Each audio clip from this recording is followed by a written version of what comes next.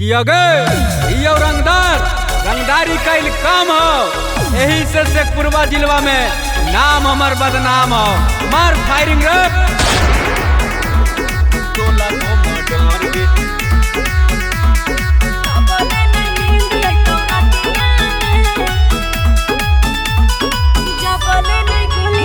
जबले नहीं गोली चलतो छतिया में, तबले नहीं नींद आइतो रतिया में।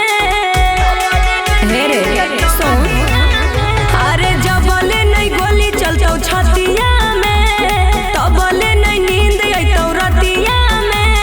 रहल छोड़ाई देबो तोरा हम बिहार में, तोरा हम बिहार में। हे गे आगे गोली बंदूक से खेलो ही दिनों भर गे। 16 के एज में कहियो 16 गो मर्डर गे। 16 के एज में कहियो 16 गो मर्डर गे। नम में बरांड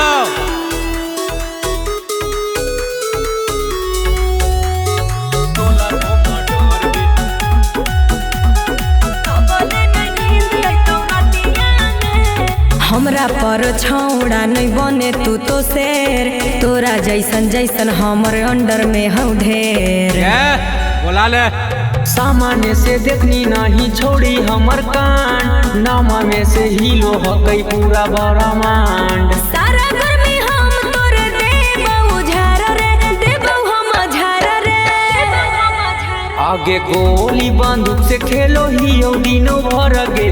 16 के एज में कहियो 16 गो मर्डर गे। 16 के एज में कहियो 16 गो मर्डर गे।